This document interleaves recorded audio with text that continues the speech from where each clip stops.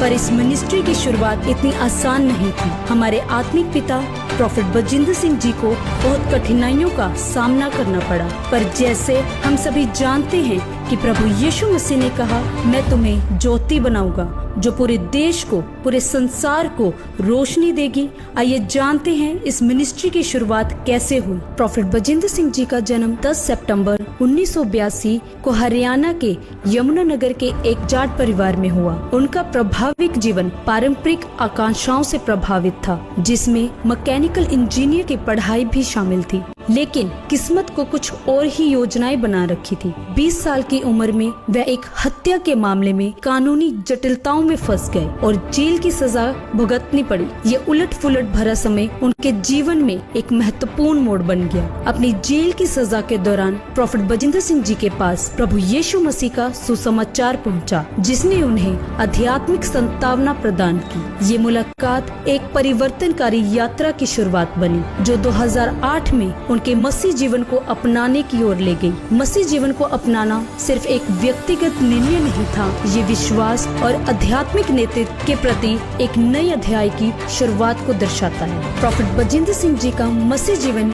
परिवर्तन एक गहरे आध्यात्मिक अनुभव से भरा था। उन्होंने शुरुआती संघर्षों के बावजूद अपने नए विश्वास को अपनाया और मसीह समुदाय में अपनी जगह बनाई। उनका दृढ़ संकल्प उनकी भविष्य की मिनिस्ट्री की नींव बना। 2012 में प्रॉफेट बजिंदर सिंह जी ने अपने समुदाय में रविवार की प्रार्थना बैठकों की शुरुआत की, जो जल्द ही लोकप्रिय हो गई। इन बैठकों ने लोगों को आध्यात्मिक मार्गदर्शन और उपचार के लिए आकर्षित किया, जिससे उनकी लोगों से जुड़ने की क्षमता साबित हुई। 2015 तक उन्होंने चंडीगढ़ में the church of glory and wisdom की निर्वित संभाली। उन्होंने उनके नेतृत्व में चर्च तेजी से बढ़ा और लाखों सदस्यों के साथ एक प्रमुख मिनिस्ट्री बन गई। उनकी सहानुभूतिपूर्ण और दूरदर्शी शैली ने इस विस्तार में अहम भूमिका निभाई। स्थानीय प्रार्थना बैठकों से बड़े मंत्रालय तक की यात्रा में प्रॉफेट बजिंदर सिंह जी ने कई चुनौतियों का सामना किया,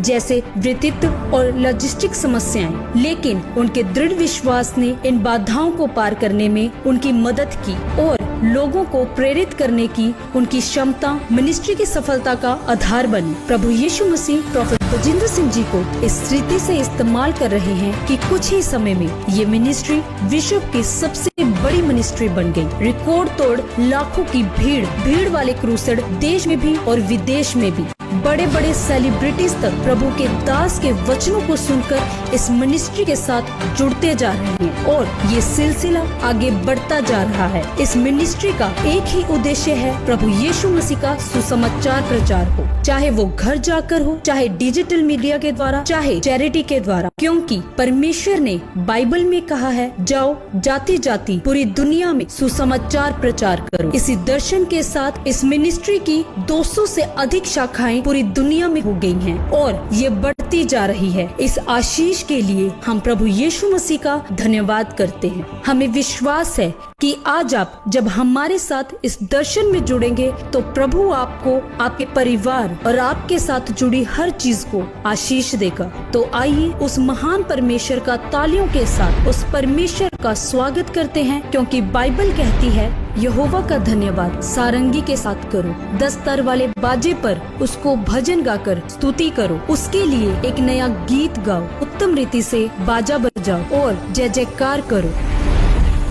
आधी रात के समय पौलुस और सिलास प्रार्थना कर रहे थे और परमेश्वर के भजन गा रहे थे और कैदी सुन रहे थे। तभी अचानक एक बड़ा भूकंप आया, जिससे बंदी गृह की नींव हिल गई और एकदम से सब द्वार खुल गए और सबके बंधन खुल गए। परमेश्वर अगर उस समय आराधना के द्वारा बंधन तोड़ सकता है, तो आज भी आपके जीवन के बंधन खोल सकता है, क्योंकि वह कभी न बदलने वाला परमेश्वर है। तो हम सब अपने हाथों को उठाकर उस महान परमेश्वर की आराधना में चल